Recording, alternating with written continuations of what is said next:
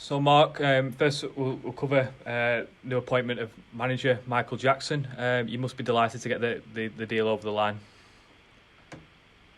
Yeah, I mean, it's been 2 weeks of solid work to do it because, at the end of the day, whenever you appoint a manager, you're taking a risk. And, it's one of the most important that you'll make. So, I did say last time I spoke to the fans that we would just go quiet and they'd hear when they hear.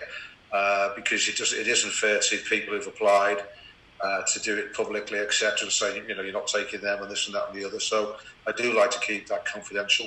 But it is a risk, and therefore, there's been quite some in-depth thought gone into this, and long chats and long chats with Michael. Even though we know him, we must have spent nearly 6-7 hours, much to his chagrin, trying to talk through what situation going forward would be. So delighted to get it over the line. I think whilst I said we weren't pushed for time, there's always the question of getting some certainty into what is a very uncertain situation generally around us, and therefore I think that's a major positive. But no, pleased to get him over the line for a whole host of reasons. Michael's a proven winner. His CV says that he's had multiple promotions as a player and a coach. So he's got a great CV to come along with him as new manager. Yeah, I mean, look, the personal qualities of Jacko are not in doubt. Those are the people who've seen him around the club over the course of the last few years. He's been a big part of the success that we've had, and that's important. He's played a very big part as part of a successful team, with Mickey. But he is a winner. And that's one of the things that I like about him. I've seen the referees report from time to time, which I can't say too much about. But at the end of the day, he is a winner. He wants to win. He instills that in the people around him.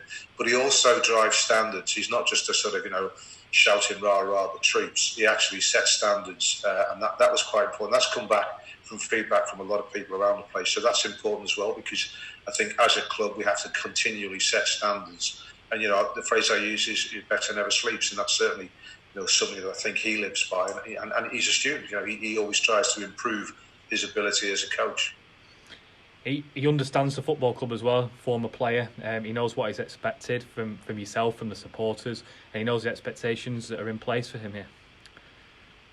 I think everybody knows that's one of my big things in terms of where we are with the club. And one of the things that's been a major element in the success of the club over the last few years, and the change of attitude around the place. And that is that everybody, right from top to bottom, from the manager's seat right the way through to the guy who takes tickets in the turnstile, they get what to be Tranmere means.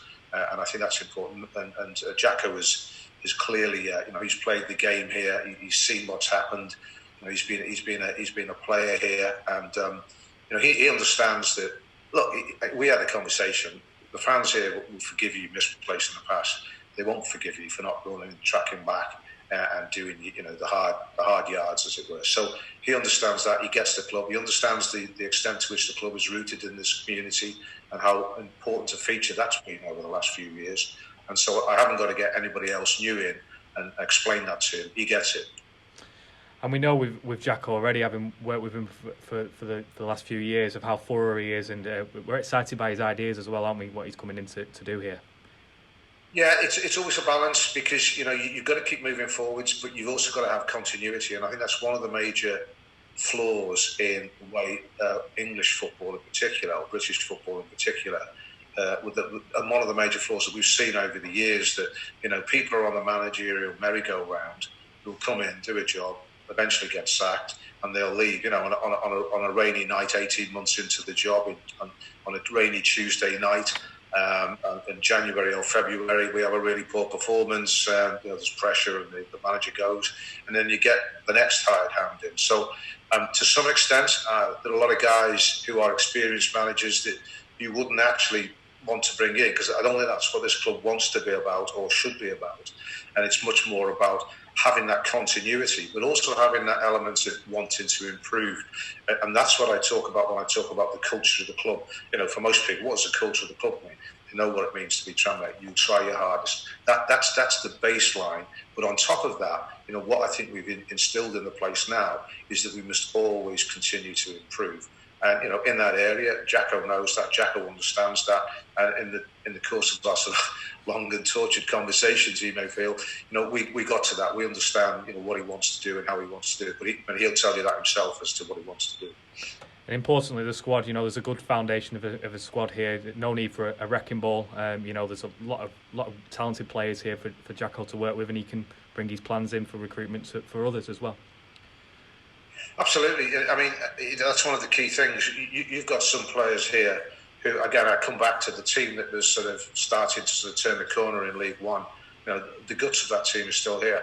And some very good players there who can develop further. So I think you've got a good basis for a squad, but you've also got scope within there to improve and to bring other players in. So that's one of the things that Jacko will be straight onto in terms of in fact, he's already, I think, spoken to one of our intended signings. So he'll tell you more about that when we've actually got the plans as regards that. But yeah, he's a guy who knows what he's got there in the squad. It's always one of the dangers if you bring a new manager in, that they're not his players. And as a consequence, he's got his get out of jail card. If 3 or 4 months into the season it's not working, he says, well, there's this guy and there's that guy and so forth. And so you then start to get into changes. Whereas, Jacko's seen these guys go through good times and bad times and understands them. So, for me, that's another thing.